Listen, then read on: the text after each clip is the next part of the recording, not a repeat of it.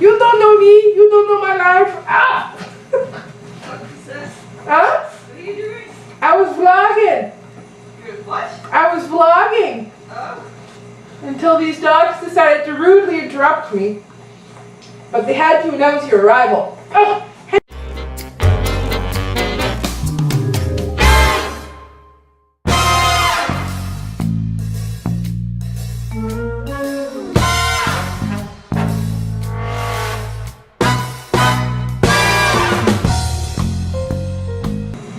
Hey guys, so basically, I know I haven't been on here in a while at all, as you can see with the length of my hair versus the last video that I did.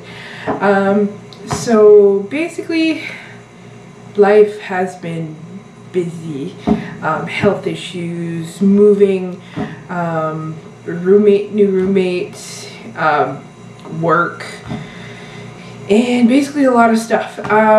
Last HalCon, for anybody on my social media, we did a huge group basically of Disney villain evening gowns, and we won second place journeyman, which is pretty cool. And then after that, basically it's been basically like kind of sewing project after sewing project, because I finished that, and then I had to get some wizard robes done for Fantastic Beasts. I didn't get mine done in time, but I got my friend's daughters done, and then basically I had to get like a cloak and a few other things done to winterize Ursula for the Santa Claus parade. And things have been just kind of pretty hectic. So I'm hoping to get a few more videos up.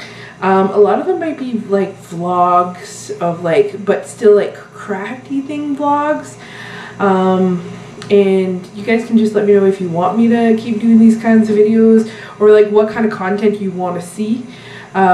We have been discussing kind of maybe doing a different channel for cooking, which is another pretty big passion of mine, but I want to keep this one for cosplay related things and just other stuff, which is my weird life.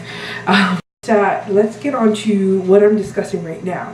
So my Christmas gift is currently on its way. For those of you who do not know, my husband and I met on a reptile forum.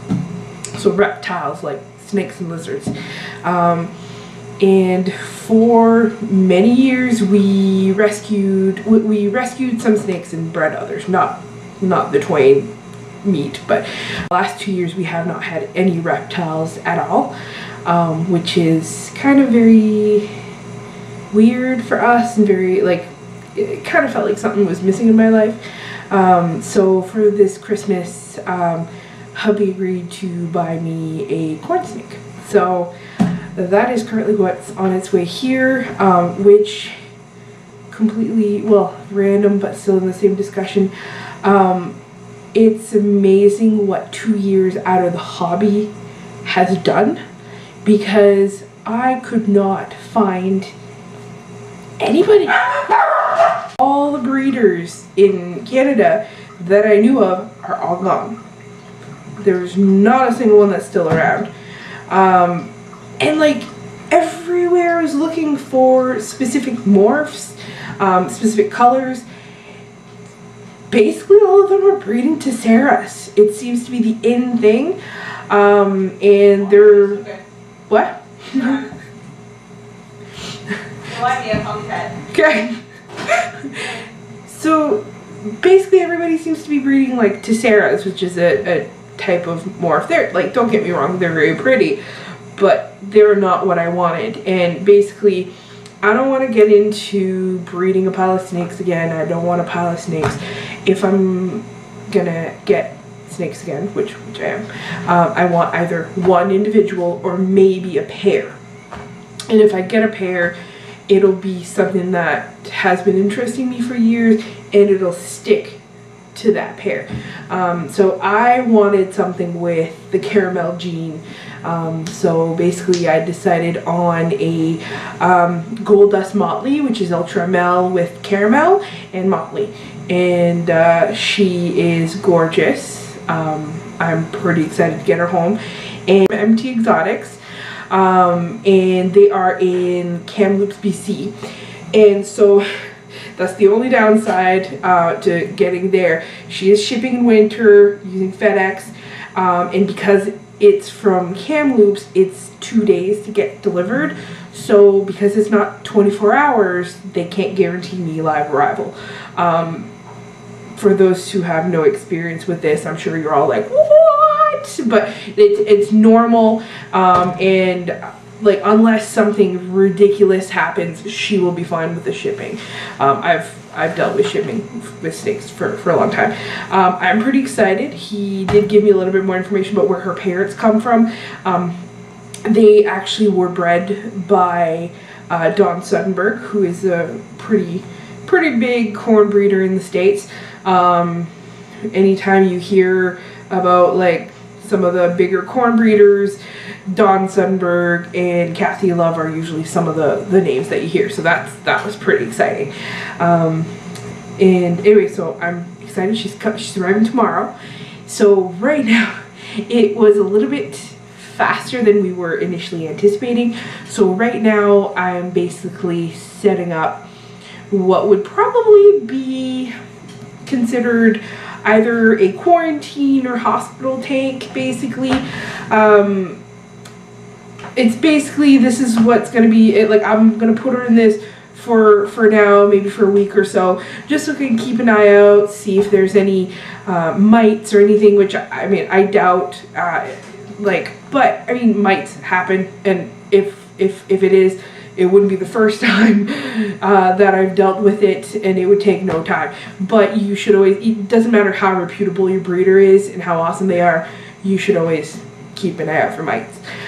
So we're putting on a paper towel, and at the same time it will allow us to basically check her bowel movements, make sure that, you know, the poop looks okay, there's nothing weird going on, and just make sure that she's healthy. Once that's done, then I basically have a Harry Potter themed tank that I'm going to design. So in that I will vlog, and I'll get the whole experience through of basically her first hatchling tank. She's still a baby, of basically how I'm gonna decorate it and everything, because I am going to go to Staples and get a custom tank printed out. I did post on my Facebook and asked people what they wanted, like, because I basically put a few backgrounds that I liked, and everybody seems to be pretty set on a Forbidden Forest background that I found that they really liked. There's another one I like that's Hogwarts with trees in the background and everything, but I think we're gonna go with Forbidden Forest. The reason why she's getting that is because she's blonde, so her name is going to be Narcissa, because she's a blonde, she must be a Malfoy. I originally wanted to get a male and name him Severus, but I saw her and I fell in love, and I figured I wanted to go with a Harry Potter theme, so we'll go with that. I found some ornaments at PetSmart that I'm probably going to grab when I can, or if not, then like for Christmas I can ask for some gift cards from PetSmart and go pick them up that way. But they have like these primate skulls, so I'm probably gonna get one of those. They have in the aquarium section, they have these ornaments. They're a little bit pricier, but they basically look like the base of the Whomping Willow. The only downside that I was looking at with it is the top part has like a hole. And I mean, at her size right now, she gets into it, it's fine. But when she gets older, I can see her just getting lodged in there, and like, so when we're trying to get her out, like her deciding she doesn't want to, and it being hell, or even she could even hurt some scales doing it. So if I get that ornament, I'm going to use some great stuff, with the expanding foam, and basically seal that part and reseal it with some safe sealant and stuff like that. So I'll vlog that.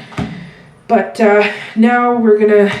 Alright, so she's set up. I have the heat pad on about 1/3 of the tank there. We put this non-slip mat as well on the other part of it because we don't trust Lady Godiva, our hairless cat, to not run in here and somehow topple the whole thing down. Now, while I was redoing the clips, I've noticed that the back here is kind of coming up a little bit, so I'll weigh it down with the book until I can buy more clips for the front and the back. But as you can see, I kind of just flattened the tubes a little bit so that they make more of a hide. Honestly, like, I don't even know why I took a picture of this, like, just basically because some people are probably, like, wondering how you can keep snakes and stuff, like, simply. But, like, it can be as simple as bare bones as this, or as fancy and pretty as you can imagine, so long as what you're putting in there is safe for your animal. I'm looking forward to actually getting her set up in a more, like, display-esque tank. But basically, yeah, she's set up on my nightstand next to my CPAP machine, my cell phone. So I'll be able to actually, you know, keep an eye on her and when I'm going to sleep and stuff, which, you know, they're more active at night. So maybe I'll even put like a blue light on her, because blue lights, they can't really see them at night, so I can just kind of see her crawling around at night. But yeah, that's basically it. So hopefully tomorrow I get a knock at my door and she is safely home. So see you guys tomorrow.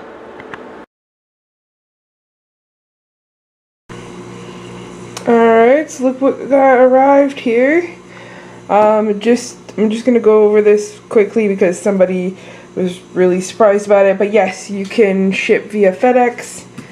Reptiles, see, so it says live harmless reptiles, keep warm, and basically you have to mark it on at least 4 sides, but he did a good job. So it's all on all of them. And then there's our weigh bill. I just marked out stuff for safety.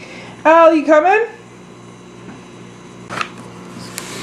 Basically, because one of my friends wanted to see what it, like, how people ship them, right?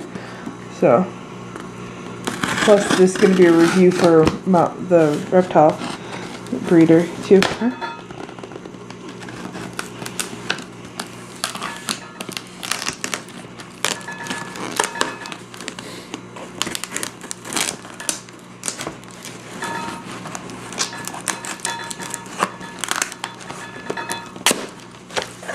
Right, and then you've got a styrofoam box inside, and then filled nice and tight. Actually, it's cool, but it's not freezing in there, so that's good. And there she is in a little deli cup.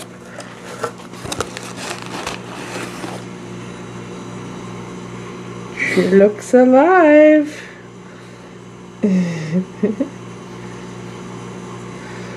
Let's get a second here. So I don't think there's any notes or anything. No, just paper. And this is the heat pack. Actually, it's still lightly warm. You feel it? It's not very warm. Basically, she's been shipped for 2 days. But here she is. Do you want to open it up?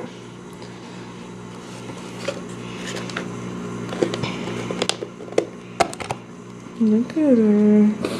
She's beautiful. She looks darker on camera, but she's alive. Alright, so we're just gonna go. I'm gonna pick her up, and then we're gonna go put her in the tank. Oh. So we took her out. She's nice and active, even cold. She was a little cold, but it didn't stop her from zooming around everywhere. And I don't know if you can see her in there, but she's hiding in her little tube. I had 2 or 3 people be like, "Where's her heat pad? Where are her little hidey holes?" I'm like, these are her little, oh, here she comes out. Those are her hides. when they're babies like that, toilet paper tubes like are a perfect easy little hide for them. Obviously I'm gonna get something prettier for her later on. And the heat pad is on the bottom third of the tank. It's just see, you can see it kind of half hanging because it's too big. Like if I were to put it on, it would be almost the whole tank, and you don't want that. You want her to be able to have a gradient. But yeah, here she is. She's home. So we're gonna let her warm up.